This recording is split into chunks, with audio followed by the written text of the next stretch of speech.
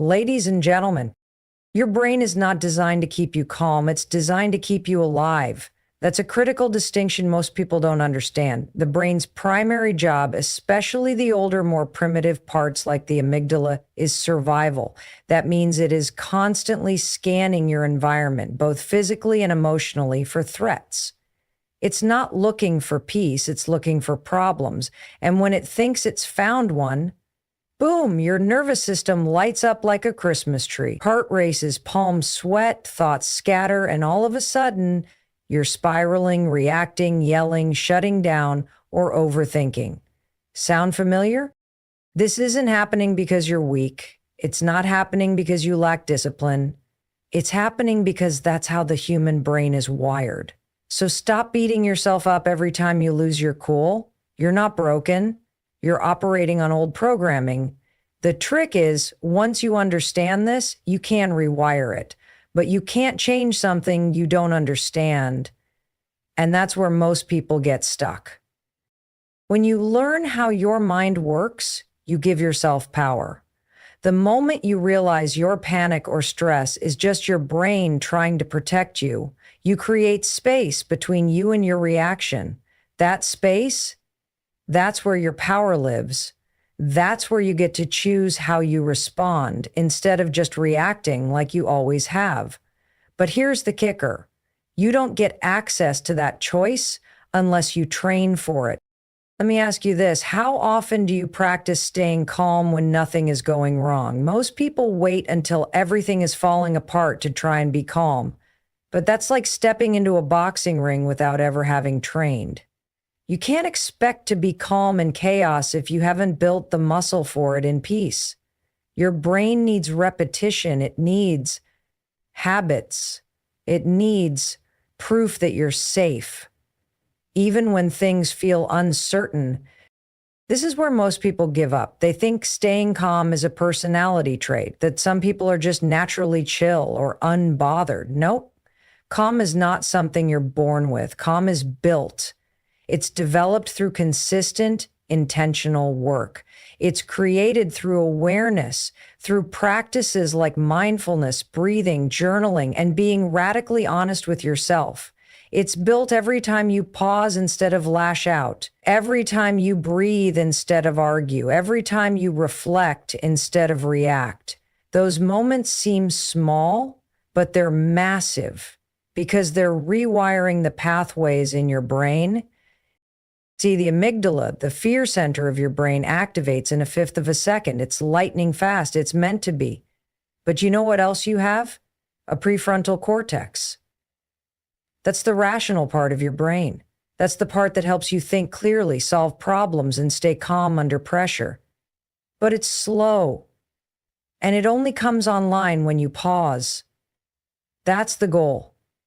That's what training your mind is about. It's learning how to catch yourself in the heat of the moment before your old wiring takes over. It's learning how to disrupt the panic, the anger, the fear, and choose something different. And yes, that takes practice, that takes self-awareness, that takes doing the work when you don't feel like it. But if you want to own your life, you've got to own your mind. Because the world isn't going to slow down for you. Life's going to keep coming. Things will still go wrong. People will still push your buttons. Challenges will still pop up. But when you train your mind to stay calm, none of that can shake you the same way. You become unshakable, not because life gets easier, but because you get stronger. Your calm becomes your power. Your presence becomes your anchor. And instead of reacting to life, you start responding with intention. You stop being at the mercy of your emotions and you start taking back control. That's not a gift, that's a decision. That's a skill. And it's one that you can start building right now. Emotions are powerful. They can drive us to take action, inspire us to grow, and connect us to others in ways that are deeply human. But here's the truth that most people don't realize. Your emotions are data, not directives. Just because you feel something doesn't mean you have to act on it. Just because something feels urgent or overwhelming doesn't mean it's true or permanent.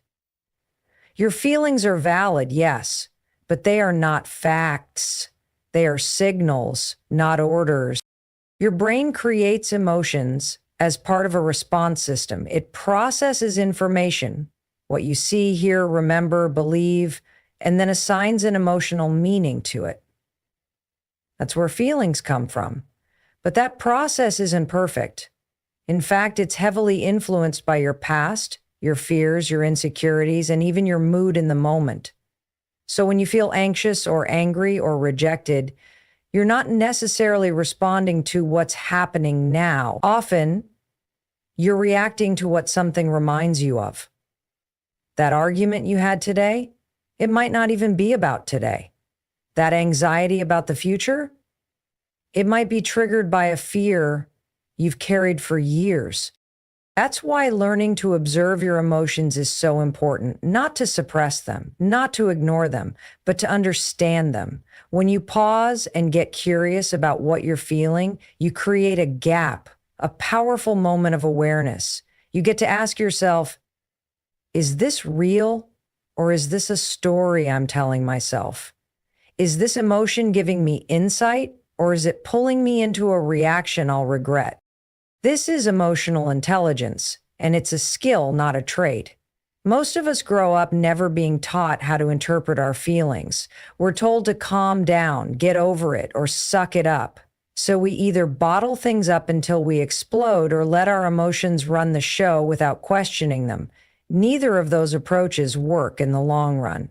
Real strength comes from understanding that your emotions are messages. And just like with any message, you can choose how to respond.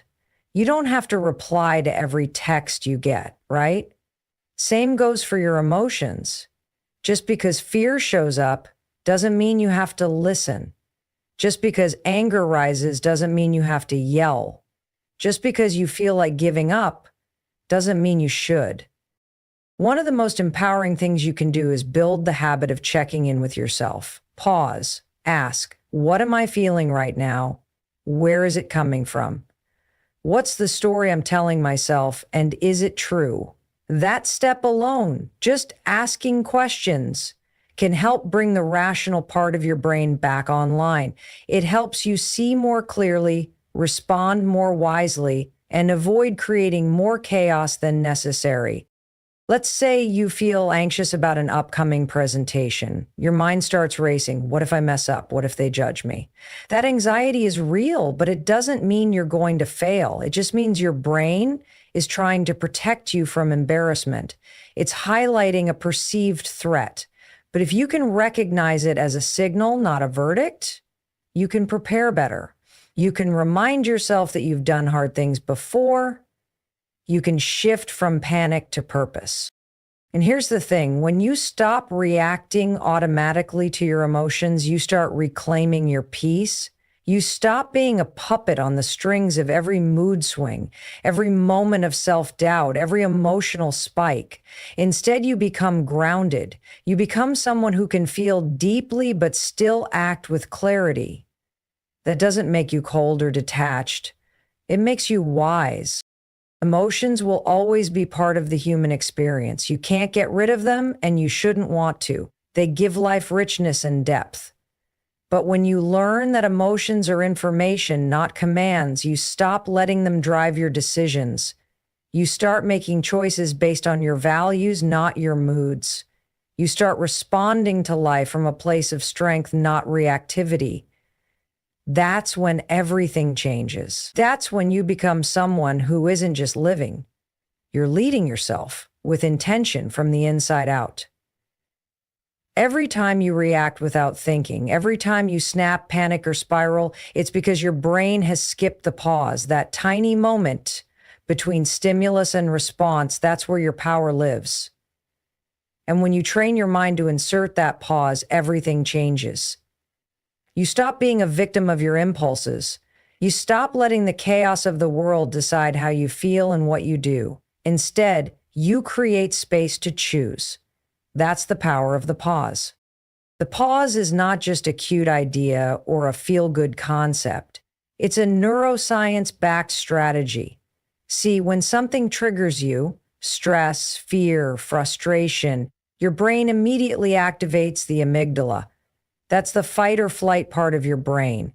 It's fast, reactive, and emotional. It was built for survival, not for thoughtful decision making. And when it takes over, it floods your body with stress hormones like cortisol and adrenaline. That's why your heart races. That's why your palms sweat. That's why your mind goes blank or spirals. In that moment, your body is preparing for a threat, even if the threat is just a rude email or someone cutting you off in traffic. Here's what's wild though. If you can pause, even for a few seconds, you give your prefrontal cortex a chance to come online. That's the rational problem-solving part of your brain. It's slower than the amygdala, but it's smarter. It helps you process context, regulate emotions, and make decisions based on long-term goals instead of short-term reactions. When you pause, you're not just calming down. You're changing the chemistry in your brain. You're literally shifting from panic to power. And you don't need a 30-minute meditation to do it. Sometimes all it takes is a breath. One slow, intentional breath can be enough to create the space you need to choose your next move. That breath interrupts the automatic loop. It's like hitting the brakes before you drive off a cliff. In that moment, you can ask yourself, what's really going on here? What do I actually want to do? Who do I want to be in this situation? That's the secret. You don't have to suppress your emotions. You just have to slow them down long enough to make a choice. And the more you practice this, the more natural it becomes. Like any muscle, the pause gets stronger with repetition. At first, you'll catch yourself after the fact. You'll react, then think, oh, I should have paused. That's okay. That's part of the process. Over time, you'll start catching yourself in the moment. Then eventually you'll be able to pause before you even react. That's when you know the training is working. Think about how powerful that is, how different your relationships would be if you paused before lashing out, how much more focused you'd be if you paused before picking up your phone out of habit, how many regrets you could avoid if you paused before making an impulsive choice. That pause gives you control, not over everything, but over yourself. And that's more than enough. The world is loud, it's fast, it's chaotic, and it's really easy to get swept up in it all. But when you build the habit of pausing, you anchor yourself. You create an inner stillness that doesn't depend on external circumstances. You become the calm in the storm instead of being tossed around by it. And here's what's beautiful. You always have access to the pause. No matter what's happening, no matter how crazy things get, that space is always there. You just have to remember to use it. The more you practice, the more automatic it becomes. You won't always get it right, but that's not the point. The goal isn't perfection. The goal is awareness. The goal is progress. So next time life hits you with something hard, don't react, pause, breathe, get curious, and then respond with intention. That one decision to pause might feel small in the moment, but it's everything. It's the beginning of emotional strength, clarity, and confidence. It's how you take back control of your mind one breath at a time.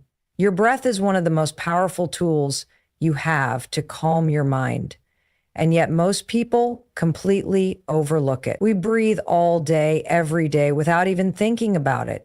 But here's the thing. How you breathe directly impacts your mental and emotional state. When you're stressed, scared, or overwhelmed, your breathing becomes shallow and rapid. You might not even notice it happening, but your body does. Shallow breathing sends a signal to your nervous system that something is wrong, that you're in danger, that you need to fight, flee, or freeze.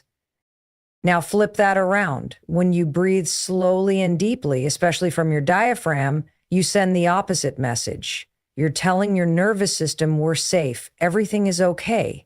You don't need to panic.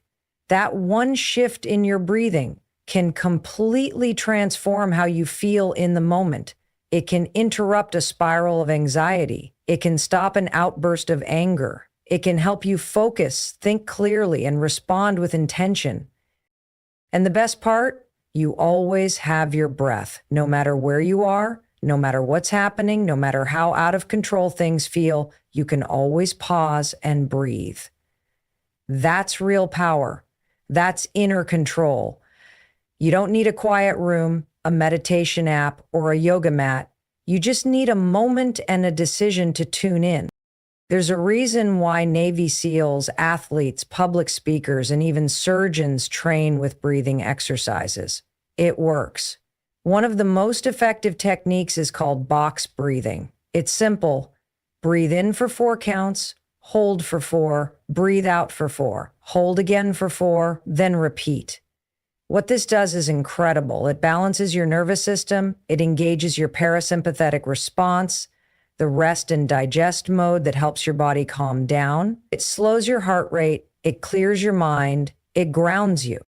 You might be thinking, seriously, just breathing? Yes, seriously. Because when your body calms down, your mind follows.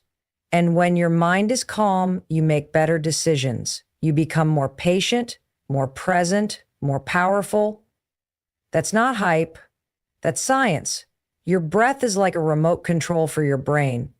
Most people just never learn how to use it. Think about how different your day would be if you built this into your routine. Imagine starting your morning not with stress, but with 3 deep, intentional breaths.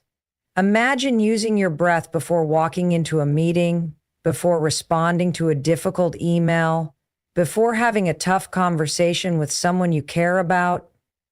It becomes a pause button for your nervous system. It becomes a moment of choice. And here's something else. Your breath is a direct path to self-awarenessness. When you're disconnected from your breath, you're usually also disconnected from your body and your emotions. You're stuck in your head, caught in overthinking, reacting automatically. But when you return to your breath, you return to yourself. You drop back into the present moment. You stop living in the past or fearing the future and start showing up for what's happening now.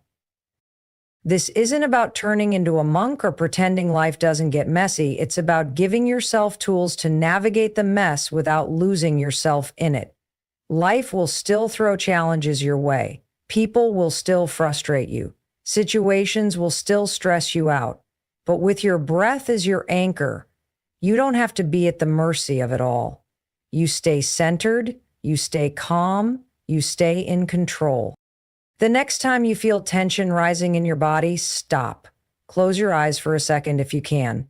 Inhale deeply through your nose. Hold it. Exhale slowly through your mouth. Do it again. Feel the shift. Feel the space open up in your chest, your shoulders, your mind. That's your power. That's your reset button. Don't wait until you're overwhelmed to use it. Start making your breath part of your daily routine. Practice when things are calm, so it's there for you when things aren't. Because the more you use your breath intentionally, the more you teach your brain and body that calm is your baseline, not chaos. Your breath is your power. Use it, train with it, trust it, because in the middle of a storm, when everything else feels out of control, it might be the one thing that brings you back to peace. The way you speak to yourself matters more than most people realize. Your internal dialogue is shaping your reality every single day. Whether you are aware of it or not, you are constantly narrating your life.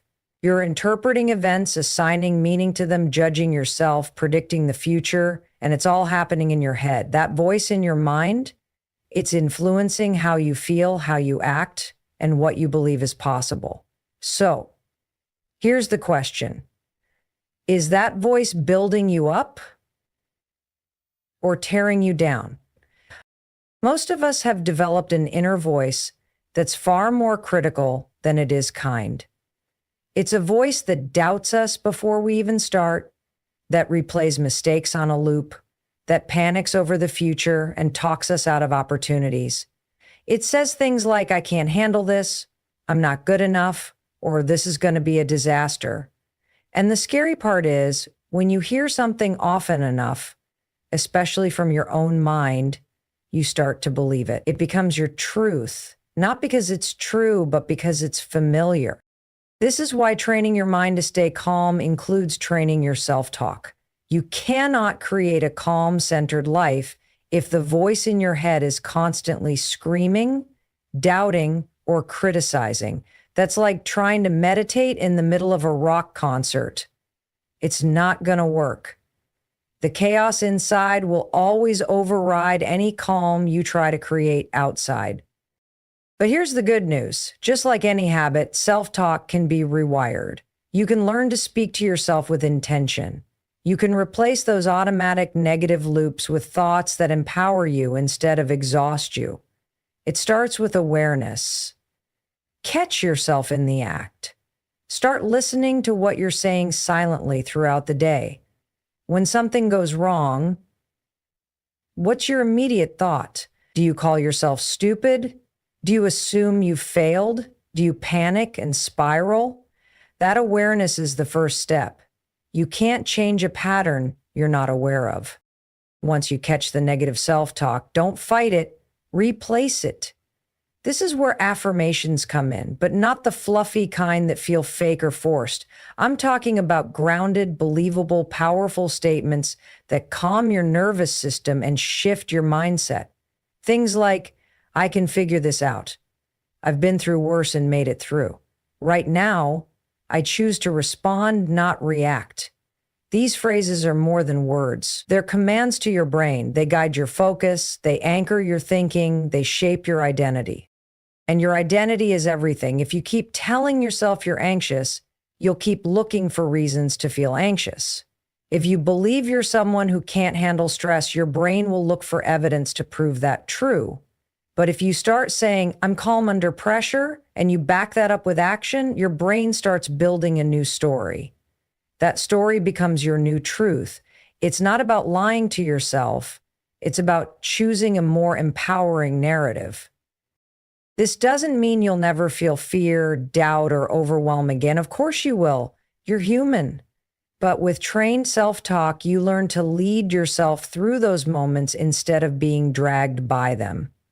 Your self-talk becomes a steady guide when everything else feels shaky. You start coaching yourself like someone who actually wants to win instead of someone who's just trying to survive. Think about athletes in high-stakes moments. They don't stand there saying, oh God, I hope I don't mess this up. No, they lock in. They talk themselves through it. They say, you've trained for this. Stay focused. You've got this. That kind of language creates calm. It builds confidence. It directs energy toward what matters. You can do the same thing every single day. Start small. Talk to yourself like you would talk to your best friend. Firm but kind, honest but encouraging. When you mess up, say, that wasn't my best, but I'm learning. When you're scared, say, this is hard, but I've got tools to handle it. Over time, that voice becomes your anchor. It becomes the soundtrack of resilience in your mind. Your thoughts are not facts, but they do shape your experience. So if you want to stay calm, you've got to train that inner voice to support you, not sabotage you. You don't have to believe every thought you think. You get to choose which ones you repeat.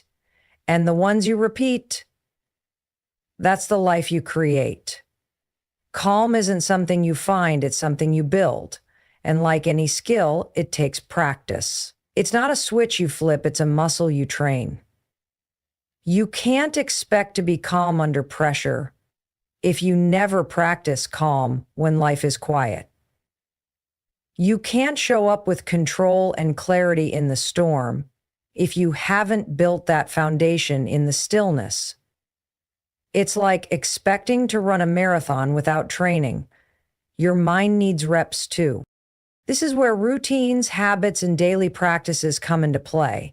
They aren't just about productivity. They're about training your nervous system. They're about wiring your brain to feel safe, grounded, and focused, especially when life gets chaotic. Think of your daily practices as emotional conditioning. Just like lifting weights strengthens your body, these small intentional actions strengthen your emotional stability. Let's talk about mornings. The way you start your day sets the tone for everything that follows. If you wake up and immediately check your phone, scroll through the news, or dive into emails, you're handing your peace over to the world before you've even claimed it for yourself. Your brain starts reacting before it's had a chance to breathe. That's not calm, that's chaos disguised as normal. So what do you do instead? You anchor. You build a morning that protects your mind, even if it's just 10 minutes. Maybe it's sitting in silence with your coffee. Maybe it's a few minutes of journaling, a walk, a meditation, or simply taking 3 deep breaths before you reach for your phone. Whatever it is, it should remind your brain, I'm in charge. I'm not reacting. I'm responding. I'm starting with intention, not noise. The same goes for your evenings. Wind down routines matter. Your brain needs to feel like there's a rhythm to your day, an end to the chaos. Dim the lights, put your phone away, reflect, breathe. These things seem small, but they build mental discipline. They tell your nervous system, you're safe to relax.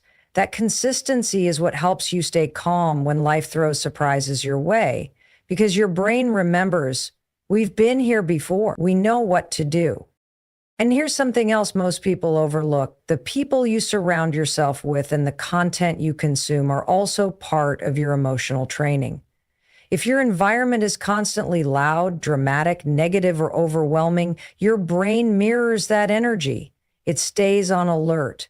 But if you start curating what you allow into your space, whether that's people, media, or even background noise, you give yourself a better chance at keeping your internal world grounded. Training your mind to stay calm also involves practicing what I call mini resets throughout the day. Don't wait until you're overwhelmed. Build in breaks. Take 60 seconds to breathe, stretch, or step outside. These small resets interrupt the buildup of stress before it becomes too much. They keep your baseline lower, your patience longer, and your clarity sharper. Another powerful practice is reflection. At the end of the day, take just a few minutes to ask yourself, where did I feel calm today? Where did I lose my peace? What triggered me? What helped me get back to center?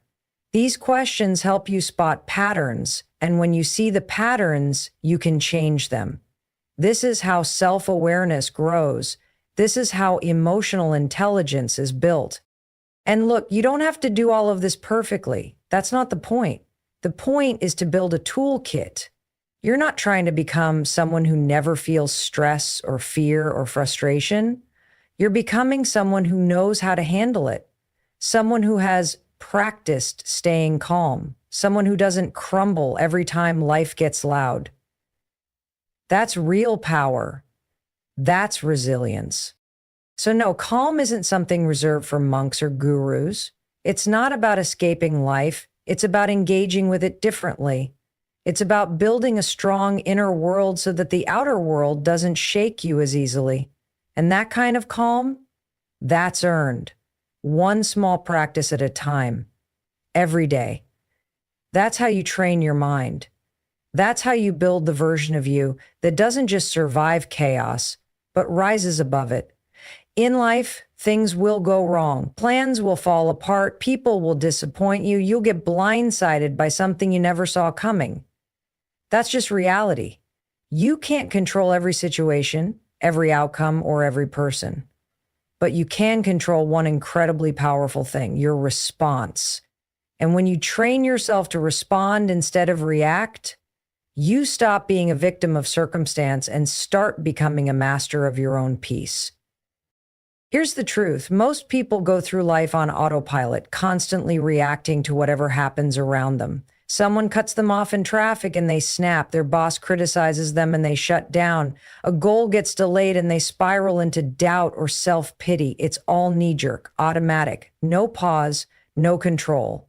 And that's exactly what makes life feel overwhelming and chaotic. You're letting everything outside of you dictate what's happening inside of you. But here's the shift. You don't have to give that power away. You don't have to let your emotions run the show every time something goes sideways. You get to choose your response. That's where real strength comes from, not from avoiding problems, but from managing them with clarity, patience, and grounded thinking. You become someone who doesn't crumble under pressure. You become the person in the room who stays calm when everyone else is losing their heads. Not because you're cold or detached, but because you've trained for it. Now, choosing to respond instead of react doesn't mean pretending everything's fine. It doesn't mean suppressing your emotions or being robotic. It means you allow the emotion to rise, but you don't become the emotion. You notice the anger, the fear, the frustration, and then you decide what to do with it. That decision is what separates leaders from followers, peace from panic. Let's say something unexpected happens, you lose a deal, your partner says something that hits a nerve, or a project completely collapses. Your initial instinct might be to lash out, shut down, or catastrophize. That's normal. But instead of reacting right away, you take a breath. You pause. You give your brain a second to shift from emotional reactivity to thoughtful awareness. In that pause, you ask yourself, what's the best response here? What would the strongest version of me do right now? That moment of awareness, that's everything. That's where change happens. That's where calm lives. Responding instead of reacting also means taking full responsibility for your mindset. You stop blaming everything around you for how you feel. Yes, people can be frustrating. Yes, life can be unfair. But when you train your mind to respond, you stop saying, why is this happening to me? And you start asking, what can I do about it? That shift puts you back in the driver's seat. It reminds you that your power doesn't come from controlling the world. It comes from controlling yourself.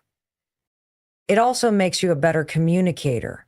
When you're reacting, you speak from emotion, often with words you later regret. But when you respond, you communicate with intention. You still express what you feel, but you do it in a way that invites understanding, not conflict. You create space for clarity. You make better decisions. You reduce damage. You build trust. Over time, responding instead of reacting becomes a habit. At first, it'll be clunky. You'll catch yourself mid-reaction and have to slow down. Sometimes you'll still snap or spiral. That's okay. That's part of learning. But every time you choose to pause and respond, you're rewiring your brain. You're strengthening your self-regulation. And eventually, it becomes your default mode. That's the kind of person you want to be. Not someone who never feels emotion, but someone who doesn't let emotion control them. Not someone who never faces problems, but someone who always shows up calm, steady, and clear no matter what the situation is. You won't always be able to change what happens to you, but you always have the power to choose what you do next. And that power, that's the foundation of a calm, resilient, and powerful life. That's how you take control, not just of the moment, but of your future. Because when you respond instead of react, you don't just survive the chaos, you rise above it every single time.